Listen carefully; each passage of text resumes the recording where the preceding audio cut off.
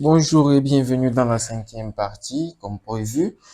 Ici, je pense que dans la série de vidéos précédentes, nous avons vu comment créer un utilisateur et comment cet utilisateur ici connecté en profil de Monsieur David Diop pourrait y avoir accès à son profil pour pouvoir exploiter les données et commencer par définir les données. Donc, je tiens à dire qu'il y a eu deux petites modifications. Tac, c'était au niveau des utilisateurs. Nous avons corrigé deux trucs. Voilà, maintenant, nous pouvons avoir la liste complète des employés enregistrés.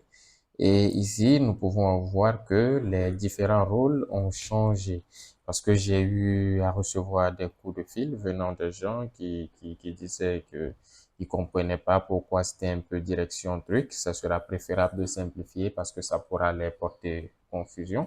Donc, nous avons décidé au moins de réadapter les droits pour que la compréhension soit aussi un peu adaptée à votre niveau. Donc, c'est un peu ça. Donc ici, on peut bien voir que ce David Diop est bien administrateur. C'est un administrateur.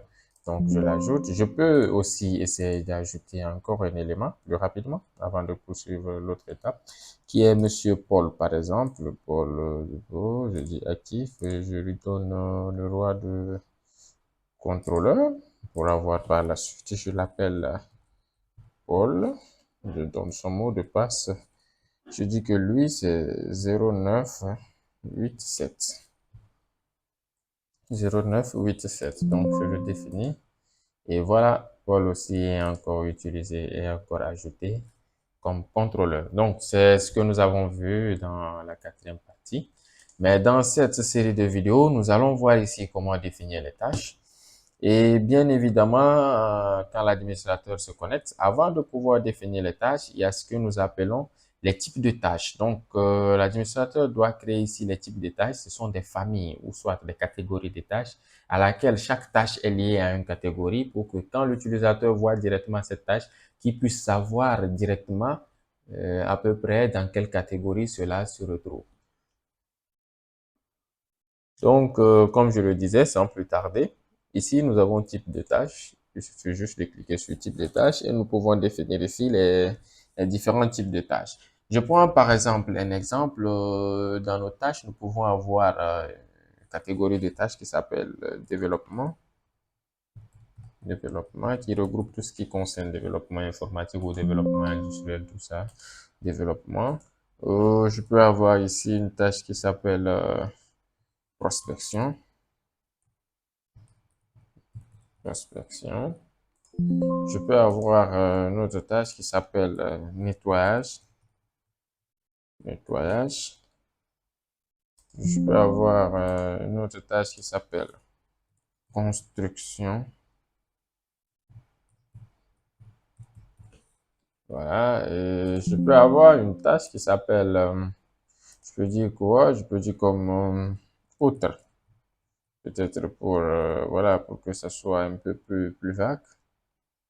Voilà, un peu plus vague. Voilà.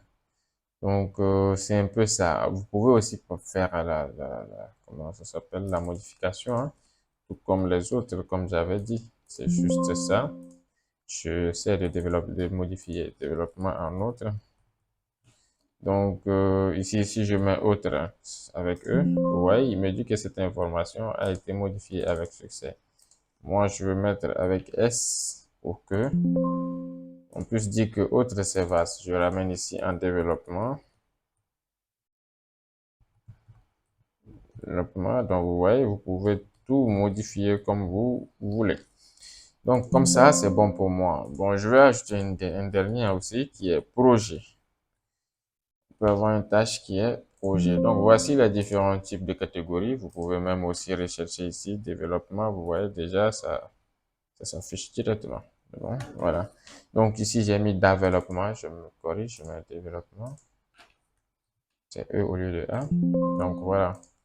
Donc, c'est un peu ça, comment créer les familles et les catégories de tâches. Donc, ça, voici un peu comment nous pouvons créer les types de tâches, les catégories. Maintenant, après avoir créé les types de tâches, les catégories de tâches, Dans la prochaine vidéo, nous allons voir comment est-ce que nous pouvons définir exactement les tâches. Donc, si je ferme là, vous pouvez voir, nous avons un nouveau bouton ici qui est nouvelle tâche. Comment l'administrateur peut commencer par affecter les tâches à ses utilisateurs ou à ses employés dans l'entreprise et comment ils doivent le gérer dans les prochaines vidéos. Alors, sur ce, je tenais à vous remercier vraiment d'avoir suivi, bon, en grand 1 cette première partie qui consiste à comment paramétrer cet onglet. Ça, ce sont les paramètres de configuration. Paramètres de configuration. Donc, nous venons de toucher à bout le dernier type qui est type de tâche. Donc, nous avons conclu avec comment configurer les éléments de votre application.